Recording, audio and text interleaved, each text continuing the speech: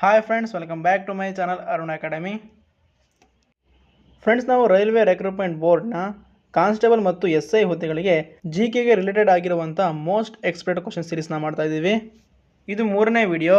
ಹಿಂದಿನ 2 ವಿಡಿಯೋಗಳನ್ನು ನೀವು ನೋಡಿಲ್ಲ ಅಂದರೆ ಹೋಗಿ ನೋಡಿ, ಹಾಗೆ ನಮ್ಮ ಚಾನಲ್ನ ಸಬ್ಸ್ಕ್ರೈಬ್ ಮಾಡ್ಕೊಳ್ಳಿ.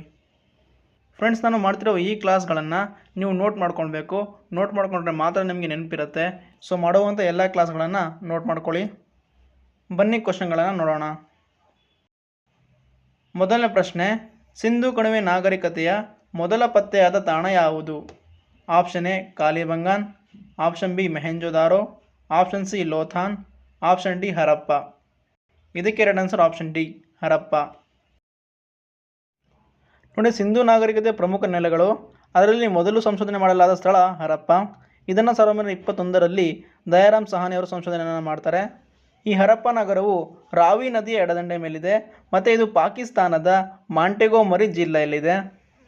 ಈ ನಗರದಿಂದಾಗಿ ಸಿಂಧೂ ನಾಗರಿಕತೆಯನ್ನು ಹರಪ್ಪ ಸಂಸ್ಕೃತಿ ಅಂತ ಜಾನ್ ಮಾರ್ಷಲ್ ಅವರು ಕರೀತಾರೆ.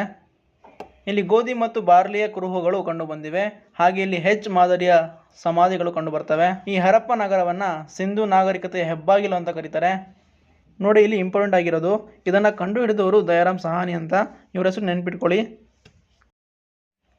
ನೆಕ್ಸ್ಟ್, ಸಿಂಧೂ ನಾಗರಿಕತೆ ಇನ್ನೊಂದು ನಗರವಾದ ಮೊಹೆಂಜೊದಾರೋ, ಇದನ್ನು 1922ರಲ್ಲಿ RD ಬ್ಯಾನರ್ಜಿ ಅವರು ಸಂಶೋಧನೆಯನ್ನು ಮಾಡ್ತಾರೆ. ಇದು ಸಿಂಧೂ ನದಿಯ ಬಲದಂಡೆಯ ಮೇಲಿದೆ. ಈಗಿನ ಪಾಕಿಸ್ತಾನದ ಲಕ್ನಾರ್ ಜಿಲ್ಲೆಯಲ್ಲಿದೆ. ಸಿಂಧಿ ಭಾಷೆಯಲ್ಲಿ ಮೊಹೆಂಜೊದಾರೋ ಎಂದರೆ ಮಡಿದವರ ದಿಬ್ಬ ಎಂದರ್ಥ. ಈ ಮೊಹೆಂಜೊದಾರೋದಲ್ಲಿ 1925ರಲ್ಲಿ ಜಾನ್ ಮಾರ್ಷಲ್ ರವರು ಬೃಹತ್ ಈಜುಕೊಳವನ್ನು ಪತ್ತೆ ಮಾಡ್ತಾರೆ.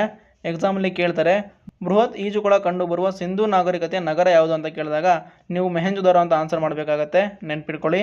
ಈ ಮೊಹೆಂಜೊದಾರೋ ನಗರ ಅತಿ ದೊಡ್ಡ ನಗರ ಹಾಗೂ ಅತಿ ಹೆಚ್ಚು ಜನಸಂಖ್ಯೆಯನ್ನು ಹೊಂದಿರುವ ನಗರ ಆಗಿತ್ತು. ನೆಕ್ಸ್ಟ್, ಚಿನ್ನೋದಾರೋ. ಈ ಚಿನ್ನೋದಾರೋ ನಗರ 1931ರಲ್ಲಿ NG ಮುಜುಂದಾರ್ ಅವರು ಈ ನಗರವನ್ನು ಸಂಶೋಧನೆ ಮಾಡ್ತಾರೆ. ಇದು ಸಿಂಧೂ ನದಿಯ ಎಡದಂಡೆಯ ಮೇಲಿದೆ. ಪಾಕಿಸ್ತಾನದ ಲಕ್ನಾರ್ ಜಿಲ್ಲೆಯಲ್ಲಿದೆ. ಹಾಗೆ ಲೋಥಾನನ್ನು 1957ರಲ್ಲಿ SR ರಾವ್ ಅವರು ಸಂಶೋಧನೆ ಮಾಡ್ತಾರೆ. ಈ ಲೋಥಾನ್ ನಗರ ಗುಜರಾತಿನ ಬೊಗಾವೋ ನದಿಯ ದಂಡೆಯ ಮೇಲಿದೆ. ಈ ನಗರದಲ್ಲಿ ದೊಡ್ಡ ಹಡಗು ಕಟ್ಟೆ ಕಂಡುಬರುವುದರಿಂದ ಇದನ್ನು ಬಂದರು ನಗರಿ ಅಂತ ಕರೀತಾರೆ. ಇದಕ್ಕಾಗಿ ಈ ನಗರವನ್ನು ಸಿಂಧೂ ನಾಗರಿಕತೆ ಮ್ಯಾಂಚೆಸ್ಟರ್ ಅಂತ ಕರೀತಾರೆ. ಇದಿಷ್ಟು ಸಿಂಧೂ ನಾಗರಿಕತೆ ಪ್ರಮುಖ ನಗರಗಳು. ತುಂಬಾ ಇಂಪಾರ್ಟೆಂಟ್ ಆಗಿರುವಂಥದ್ದು, ನೆನ್ಪಿಟ್ಕೊಳ್ಳಿ. ನೆಕ್ಸ್ಟ್, ಎರಡನೇ ಪ್ರಶ್ನೆ, ಭಾರತೀಯ ಸಂವಿಧಾನದಲ್ಲಿ ಪ್ರಸ್ತುತ ಎಷ್ಟು ಭಾಷೆಗಳು ಅನುಮೋದಿಸಲಾಗಿದೆ? Option A 21, option B 23, option C 22, option D 26. ಇದಕ್ಕೆ ರೈಟ್ ಆನ್ಸರ್ ಆಪ್ಷನ್ ಸಿ 22. ನೋಡಿ, ನಮ್ಮ ಭಾರತ ಸಂವಿಧಾನದ 8ನೇ ಅನುಸೂಚಿ ಭಾಷೆಗಳ ಬಗ್ಗೆ ತಿಳಿಸುತ್ತೆ. ಪ್ರಸ್ತುತವಾಗಿ ನಮ್ಮ ಭಾರತ ಸಂವಿಧಾನದ 8ನೇ ಅನುಸೂಚಿಯಲ್ಲಿ 22 ಭಾಷೆಗಳಿವೆ. ಆದರೆ ನಮ್ಮ ಸಂವಿಧಾನ ಜಾರಿಗೆ ಬಂದ ಸಂದರ್ಭದಲ್ಲಿ 8ನೇ ಅನುಸೂಚಿಯಲ್ಲಿ 14 ಭಾಷೆಗಳಿದ್ವು. ಅದು ಯಾವುದು ಅಂದರೆ ಅಸ್ಸಾಮಿ, ಬೆಂಗಾಲಿ, ಗುಜರಾತಿ, ಕನ್ನಡ, ಮಲಯಾಳಂ, ಕಾಶ್ಮೀರಿ, ಹಿಂದಿ ಮತ್ತು ಮರಾಠಿ, ಒರಿಯಾ, ಪಂಜಾಬಿ, ಸಂಸ್ಕೃತ್, ತಮಿಳು, ತೆಲುಗು ಮತ್ತು ಉರ್ದು. ಇವಿಷ್ಟು ಭಾಷೆಗಳು ಸಂವಿಧಾನ ಜಾರಿಗೆ ಬಂದಾಗ ಇದ್ವು. ನಂತರ ತಿದ್ದುಪಡಿ ಮಾಡುವ ಮೂಲಕ 22 ಭಾಷೆಗಳನ್ನಾಗಿ ಮಾಡಲಾಯಿತು.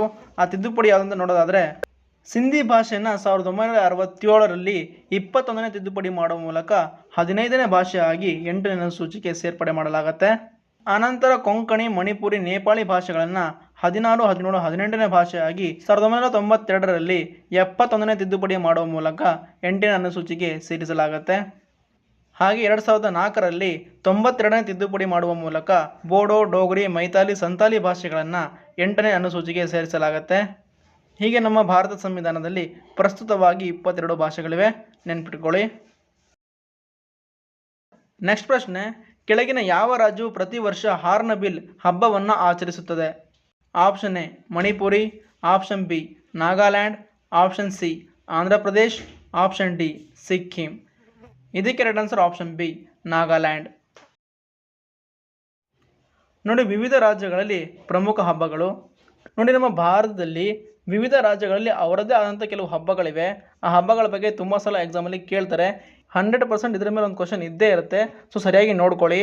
ಮೇಘಾಲಯ ವಾಂಗ್ಡಾ, ಜಾರ್ಖಂಡ್ ಸರ್ಹುಲ್ ಫೆಸ್ಟಿವಲ್, ಅಸ್ಸಾಂ ಬಿಹು ಮಾಘ ಬಿಹು ಅಬುಬಾಚಿ, ಲಡಾಖ್ ಹೆಮ್ಮಿಸ್ ಲೋಸರ್, ತಮಿಳುನಾಡು ಪೊಂಗಲ್, ಜಲ್ಲಿಕಟ್ಟು, ಪುದಂಡು, ಕರ್ನಾಟಕ ದಸರಾ, ಯುಗಾದಿ, ಕಂಬಳ.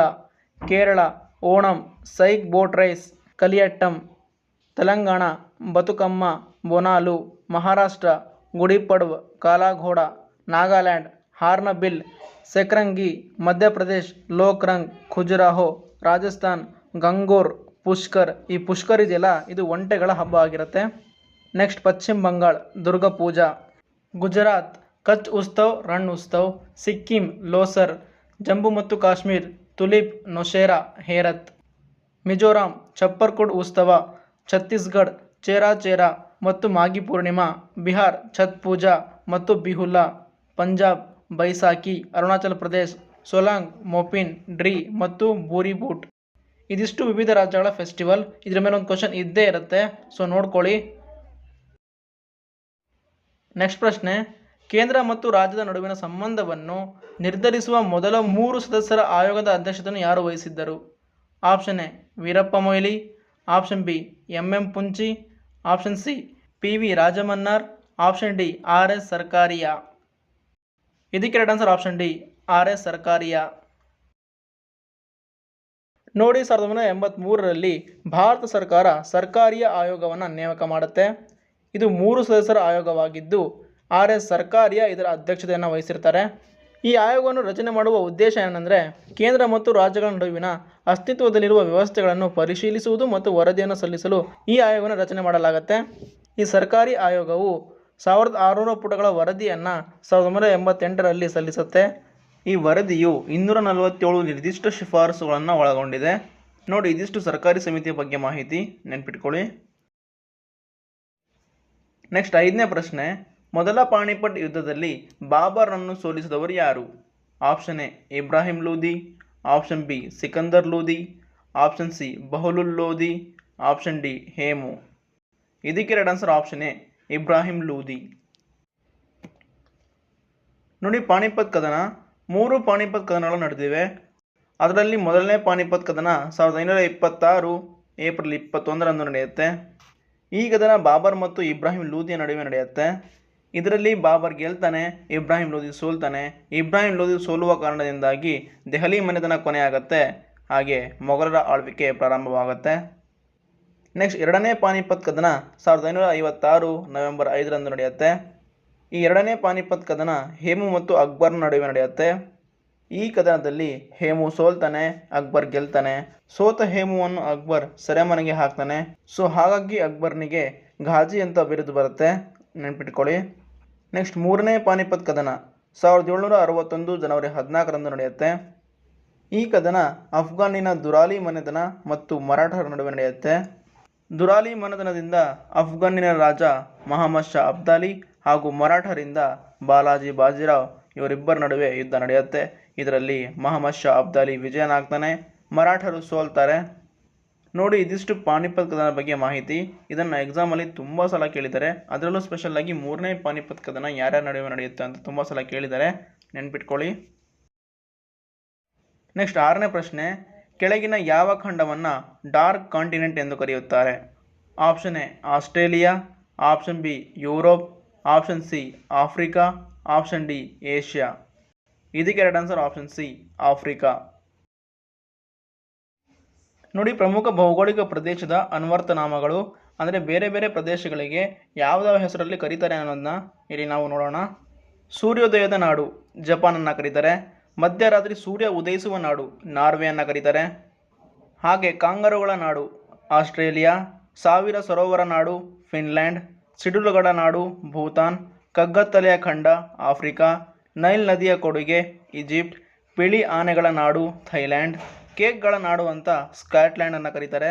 ಕಿವಿಗಳ ನಾಡು ಅಂತ ನ್ಯೂಜಿಲೆಂಡ್ ಅಂತ ಕರೀತಾರೆ. ಕಾಲುವೆಗಳ ನಾಡು ಅಂತ ಪಾಕಿಸ್ತಾನವನ್ನು ಕರೀತಾರೆ. ಹಾಗೆ ಸೂರ್ಯ ಮುಳುಗದ ನಾಡು ಅಂತ ಇಂಗ್ಲೆಂಡನ್ನು ಕರೀತಾರೆ. ಪಂಚ ನದಿಗಳ ನಾಡು ಪಂಜಾಬನ್ನು ಕರೀತಾರೆ. White city Udaipur. Pink city Jaipur. ಸಾಂಬಾರುಗಳ ನಾಡು ಕೇರಳ. ಹಾಗೆ ನಮ್ಮ ಬೆಂಗಳೂರನ್ನು ಸಿಲಿಕಾನ್ ಸಿಟಿ ಅಂತ ಕರೀತಾರೆ. ನೋಡಿ, ಇದಿಷ್ಟು ಪ್ರಮುಖ ಭೌಗೋಳಿಕ ಪ್ರದೇಶದ ಅನ್ವರ್ಥ ನಾಮಗಳು, ನೆನ್ಪಿಟ್ಕೊಳ್ಳಿ.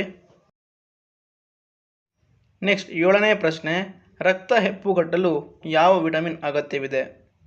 Option A vitamin A, option B vitamin C, option C vitamin E, option D vitamin K. ಇದಕ್ಕೆ right answer option D, vitamin K. ನೋಡಿ, ಜೀವಸತ್ವ ಅಂದರೆ ವಿಟಮಿನ್ಗಳು ಮತ್ತು ಅವುಗಳ ನ್ಯೂನತೆಯಿಂದ ನಮಗೆ ಬರುವಂಥ ಕಾಯಿಲೆಗಳು. ವಿಟಮಿನ್ ಎ ಕೊರತೆಯಿಂದ ನಮಗೆ ಇರುಳುಗುರುಡುತನ ಮತ್ತು ಚರ್ಮದ ಕಾಯಿಲೆ ಬರುತ್ತೆ. ಹಾಗೆ ವಿಟಮಿನ್ B1 ಬೇರೆ ಬೇರೆ ಕಾಯಿಲೆ ಬರುತ್ತೆ. ವಿಟಮಿನ್ B2 ಫೋಟೋಫೋಬಿಯಾ ಬರುತ್ತೆ. ವಿಟಮಿನ್ B3 ಪೊಲಾಗ್ರಾ ಕಾಯಿಲೆ ಬರುತ್ತೆ. ಹಾಗೆ ವಿಟಮಿನ್ B5 ಚರ್ಮ ವ್ಯಾಧಿ ಬರುತ್ತೆ. ವಿಟಮಿನ್ B6 ಥರ್ಮಟೈಟಸ್ ಮತ್ತು ಡೆಮೆನ್ಷಿಯಾ ಕಾಯಿಲೆ ಬರುತ್ತೆ. ಹಾಗೆ ವಿಟಮಿನ್ B7 ತಲೆ ಬೋಳಾಗುವುದು. ವಿಟಮಿನ್ B9 ರಕ್ತಹೀನತೆ, ಕುಂಠಿತ ಬೆಳವಣಿಗೆ ಮತ್ತು ವಿಟಮಿನ್ B12 ಅಧಿಕ ರಕ್ತಹೀನತೆ. ವಿಟಮಿನ್ ಸಿ ಕೊರತೆಯಿಂದ ಸ್ಕರ್ವಿ. ವಿಟಮಿನ್ ಡಿ ಕೊರತೆಯಿಂದ ರಿಕೆಟ್ಸ್. ಹಾಗೆ ವಿಟಮಿನ್ ಇ ಕೊರತೆಯಿಂದ ಸ್ನಾಯುಕ್ಷೀಣತೆ ಮತ್ತು ಬಂಜೆತನ. ಮತ್ತು ವಿಟಮಿನ್ ಕೆಯ ಕೊರತೆಯಿಂದ ರಕ್ತ ಹೆಪ್ಪುಗಟ್ಟುವುದು ನಿಧಾನವಾಗಿ, ಗಾಯವಾದಾಗ ಅಧಿಕ ರಕ್ತಸ್ರಾವ ಉಂಟಾಗುತ್ತೆ. ಹಾಗೆ ಕೆಳಗಿನ 3 ಪಾಯಿಂಟ್ಗಳನ್ನು ನೋಡಿ. ದೇಹದಲ್ಲಿ ಉತ್ಪತ್ತಿ ಆಗುವ ಅಂದರೆ ನಮ್ಮ ದೇಹದಲ್ಲೇ ಉತ್ಪತ್ತಿ ಆಗುವ ಜೀವಸತ್ವ ಅಥವಾ ವಿಟಮಿನ್ BDK. ಉಳಿದ ವಿಟಮಿನ್ಗಳನ್ನು ನಾವು ಆಹಾರದ ಮೂಲಕ ಮತ್ತು ಪ್ರಕೃತಿಯ ಮೂಲಕ ಪಡ್ಕೊಳ್ತೀವಿ. ಈ ವಿಟಮಿನ್ಗಳಲ್ಲಿ ನೀರಿನಲ್ಲಿ ಕರಗುವ ಜೀವಸತ್ವ ಅಥವಾ ವಿಟಮಿನ್ ಅಂದರೆ ಬಿ ಮತ್ತು ಸಿ. ಹಾಗೆ ಕೊಬ್ಬಿನಲ್ಲಿ ಕರಗುವ ಜೀವಸತ್ವಗಳಂದರೆ ADEK. ಇದನ್ನು ಎಕ್ಸಾಮಲ್ಲಿ ತುಂಬ ಸಲ ಕೇಳಿದ್ದಾರೆ, ಸೊ ಇದನ್ನು ಒಂದು ಕಡೆ ನೋಟ್ ಮಾಡ್ಕೊಳ್ಳಿ. ನೆಕ್ಸ್ಟ್ 8ನೇ ಪ್ರಶ್ನೆ, ಭಾರತ ಮತ್ತು ಪಾಕಿಸ್ತಾನದ ನಡುವಿನ ಗಡಿ ಯಾವುದು? Option A Radcliffe line, option B McMahon line, option C Durand line, option D Maginot line. ಇದಕ್ಕೆ right answer option A Radcliffe line. ನೋಡಿ, ಪ್ರಮುಖ ಗಡಿ ರೇಖೆಗಳು. ಮ್ಯಾಕ್ಮೋಹನ್, ಭಾರತ ಮತ್ತು ಚೀನಾ ನಡುವಿನ ಗಡಿ ಪ್ರದೇಶವನ್ನು ಮ್ಯಾಕ್ಮೋಹನ್ ಅಂತ ಕರೆಯಲಾಗುತ್ತೆ. ಹಾಗೆ ಭಾರತ ಮತ್ತು ಪಾಕಿಸ್ತಾನದ ನಡುವಿನ ಗಡಿರೇಖೆಯನ್ನು ರ್ಯಾಟ್ಕ್ಲಿಫ್ ಅಂತ ಕರೆಯಲಾಗುತ್ತೆ. ಹಾಗೆ ಡುರಾಂಡ್ ರೇಖೆ, ಭಾರತ ಮತ್ತು ಅಫ್ಘಾನಿಯ ನಡುವಿನ ರೇಖೆಯನ್ನು ಡುರಾಂಡ್ ರೇಖೆ ಅಂತ ಕರೀತಾರೆ. ಹಾಗೆ 10 ಡಿಗ್ರಿ ಚಾನಲ್, ಇದು ಅಂಡಮಾನ್ ಮತ್ತು ನಿಕೋಬಾರ್ನ ಬೇರ್ಪಡಿಸುತ್ತೆ. ನೆಕ್ಸ್ಟ್ ಪಾಕ್ ಜಲಸಂಧಿ, ಭಾರತ ಮತ್ತು ಶ್ರೀಲಂಕಾವನ್ನು ಬೇರ್ಪಡಿಸುತ್ತೆ. ಮತ್ತು 9 ಡಿಗ್ರಿ ಚಾನಲ್, ಇದು ಮಿನಿಕಾಯ್ ಮತ್ತು ಮಾಲ್ಡೀವ್ಸನ್ನು ಬೇರ್ಪಡಿಸುತ್ತೆ. ಹಾಗೆ ಡಕ್ಕನ್ ಪ್ಯಾಸೇಜ್, ಇದು ಅಂಡಮಾನ್ ಮತ್ತು ಮಧ್ಯ ಅಂಡಮಾನನ್ನು ಬೇರ್ಪಡಿಸುತ್ತೆ. ನೋಡಿ, ಇದಿಷ್ಟು ಭಾರತದ ಗಡಿ ರೇಖೆಗಳು. ಇವುಗಳ ಮೇಲೆ ಕ್ವಶನ್ನಾಗಿ ಕೇಳಿದ್ದಾರೆ, ಸೊ ಇದನ್ನು ಸರಿಯಾಗಿ ನೋಡ್ಕೊಳ್ಳಿ. ನೆಕ್ಸ್ಟ್ 9ನೇ ಪ್ರಶ್ನೆ, ದೆಹಲಿಯ ಯಾವ ಸುಲ್ತಾನನು ಮೊದಲು ಕುತುಬ್ ಮಿನಾರ್ ನಿರ್ಮಾಣವನ್ನು ಪ್ರಾರಂಭಿಸಿದನು? Option A Balban, option B Qutbuddin Aibak, option C Iltutmish, option D Alauddin Khilji. ಇದಕ್ಕೆ right answer option B Qutbuddin Aibak. ನೋಡಿ, ಕುತುಬ್ ಮಿನಾರ್ ಬಗ್ಗೆ ನೋಡೋದಾದರೆ, ಈ ಕುತುಬ್ ಮಿನಾರ್ ಯುನೆಸ್ಕೋ ಪಟ್ಟಿಗೆ 1993ರಲ್ಲಿ ಸೇರ್ಪಡೆ ಆಗುತ್ತೆ. ಇದು ದೆಹಲಿಯಲ್ಲಿದೆ. ಇದನ್ನು ಕುತುಬುದ್ದೀನ್ ಐಬಕ್ ಈ ಕಟ್ಟಡವನ್ನು ಪ್ರಾರಂಭಿಸಿದನು ಅಥವಾ ಅಡಿಪಾಯ ಹಾಕಿದನು. ಈ ಕುತುಬುದ್ದೀನ್ ಐಬಕ್ ಗುಲಾಮಿ ಸಂತತಿಯ ಸ್ಥಾಪಕ. ಇವನೇನು ಮಾಡ್ತಾನೆ ಅಂದರೆ ಕುತುಬ್ ಮಿನಾರನ್ನು ನಿರ್ಮಾಣ ಮಾಡಬೇಕು ಅಂತ ಪ್ರಾರಂಭ ಮಾಡ್ತಾನೆ, ಆದರೆ ಪೂರ್ಣಗೊಳಿಸಲ್ಲ. ಇವನ ನಂತರ ಅಧಿಕಾರಕ್ಕೆ ಬಂದ ಇವನ ಅಳಿಯನಾದ ಇಲ್ತಮಷ್ ಇದನ್ನು ಪೂರ್ಣಗೊಳಿಸ್ತಾನೆ. ಎಕ್ಸಾಮಲ್ಲಿ ಕೇಳ್ತಾರೆ ಕುತುಬ್ ಮಿನಾರನ್ನು ಪೂರ್ಣಗೊಳಿಸಿದವರು ಯಾರು ಅಂತ, ಆಗ ನಿಮ್ಮ ಆನ್ಸರ್ ಇಲ್ತಮಷ್ ಆಗಿರಬೇಕು, ನೆನ್ಪಿಟ್ಕೊಳ್ಳಿ. ಹಾಗೆ ಈ ಕುತುಬ್ ಮಿನಾರ್ನಲ್ಲಿ 399 ಮೆಟ್ಟಿಲುಗಳಿವೆ. ಹಾಗೆ ಇದು ಭಾರತದ ದೆಹಲಿಯ ದಕ್ಷಿಣದ ಮೆಹರೌಲಿ ಪ್ರದೇಶದಲ್ಲಿದೆ. ಸೊ ಐ ಹೋಪ್ ನಿಮಗೆ ಅರ್ಥ ಆಯಿತು ಅಂದ್ಕೊಳ್ತೀನಿ. ನೆಕ್ಸ್ಟ್ 10ನೇ ಪ್ರಶ್ನೆ, ಯಾವ ಸಂವಿಧಾನಿಕ ತಿದ್ದುಪಡಿ ಮೂಲಕ ದೆಹಲಿ ಕೇಂದ್ರಾಡಳಿತ ಪ್ರದೇಶವನ್ನು ದೆಹಲಿ ರಾಷ್ಟ್ರೀಯ ರಾಜಧಾನಿ ಪ್ರದೇಶವಾಗಿ ಪುನರ್ರಚಿಸಲಾಯಿತು? ಆಪ್ಷನ್ ಎ 69ನೇ ಸಾಂವಿಧಾನಿಕ ತಿದ್ದುಪಡಿ ಕಾಯ್ದೆ, ಆಪ್ಷನ್ ಬಿ 10ನೇ ಸಾಂವಿಧಾನಿಕ ತಿದ್ದುಪಡಿ ಕಾಯ್ದೆ, ಆಪ್ಷನ್ ಸಿ 7ನೇ ಸಾಂವಿಧಾನಿಕ ತಿದ್ದುಪಡಿ ಕಾಯ್ದೆ, ಆಪ್ಷನ್ ಡಿ 12ನೇ ಸಾಂವಿಧಾನಿಕ ತಿದ್ದುಪಡಿ ಕಾಯ್ದೆ. ಈ ಕ್ವಶನ್ಗೆ ಆನ್ಸರ್ನ ನೀವು ಕಮೆಂಟ್ ಮಾಡಿ, ಸರಿ ಇದ್ರೆ ನಾನು ನಿಮಗೆ ರಿಪ್ಲೈ ಕೊಡ್ತೀನಿ. ಹಾಗೆ ಮುಂದಿನ ಕ್ಲಾಸ್ಗಳಲ್ಲಿ ರೀಸನಿಂಗ್ಗೆ ಸಂಬಂಧಪಟ್ಟ ಕ್ಲಾಸ್ಗಳನ್ನು ಮಾಡಬೇಕಾ ಮಾಡಬಾರ್ದಾ ಅನ್ನೋದನ್ನ ಕಮೆಂಟ್ ಮಾಡಿ. ಮತ್ತು ಈ ವಿಡಿಯೋದ PDF ನಿಮಗೆ ಬೇಕು ಅಂದರೆ ನಮ್ಮ ಟೆಲಿಗ್ರಾಮ್ ಚಾನಲ್ಗೆ ಜಾಯ್ನ್ ಆಗಿ, ಲಿಂಕನ್ನು ಡಿಸ್ಕ್ರಿಪ್ಷನಲ್ಲಿ ಕೊಟ್ಟಿರ್ತೀನಿ, ಜಾಯ್ನ್ ಆಗಿ.